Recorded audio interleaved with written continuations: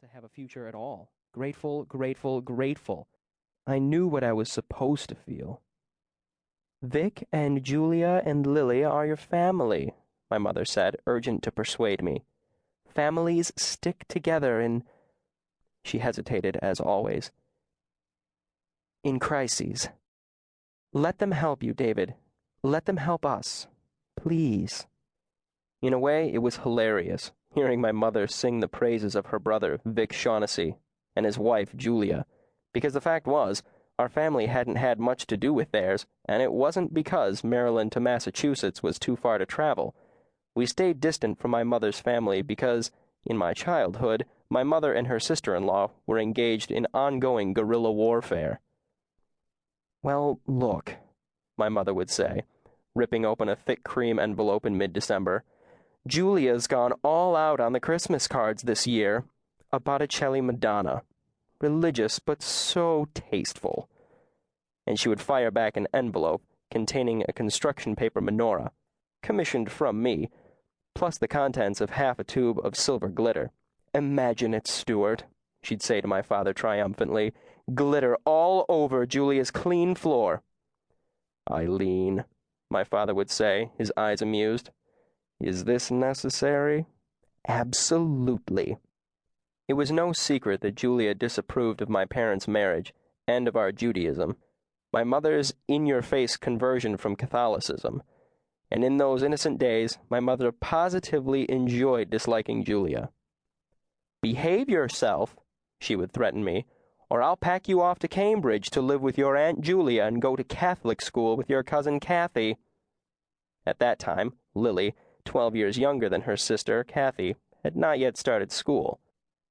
Odd that all these years later, my mother really had packed me off to Massachusetts to live with Vic and Julia and to enroll in the same Catholic prep school that Kathy had attended. I remembered Kathy vividly, though we'd met only once, when Lily was born. I'd been 7 and fascinated with my pretty older cousin. I loved Kathy's red hair, her laugh. I followed her everywhere that week she stayed with us, and she let me. She spent her own money at the corner store to buy me ice cream. She had been dead 4 years now, Kathy. Stuart, they understand something of what we're feeling, my mother had said to my father after Vic called and made the offer. I wasn't meant to overhear. Because of Kathy, my mother said. Because of Kathy, my brother understands. The words, back on track, took up a measured beat in my head as I went through Central Square and, following Vic's directions, got myself on Massachusetts Avenue and nosed north. At the umpteenth light, I spotted the sign for Walden Street. I signaled for a left-hand turn, waited for the light to turn yellow, and narrowly avoided colliding with an oncoming car whose driver audibly swore at me. My stomach clenched. I was too shocked even to swear back. And in that flash of danger, the few seconds when the Cambridge driver ignored traffic laws and barreled straight into my right-of-way, I suddenly knew something. I didn't want to die.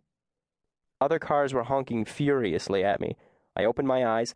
Gently, I pressed on the gas again and pulled onto Walden, and then, a few streets later, onto Vic and Julia Street. Like its neighbors, Hubbardston Street in North Cambridge was one-way and narrow, packed with tall wood-framed houses full of screaming kids on rollerblades playing street hockey. Confused by the kids and by the way each house had multiple numbers, I drove past number 87 and had to go around the block again. This time, I found Vic and Julia's driveway.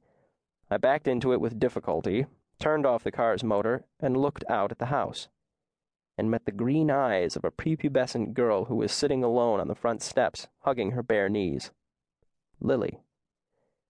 I took a deep breath. There was no choice. I got out of the car, stretched my cramped shoulder and leg muscles, felt the bones crackle. Hey, Lily, I croaked.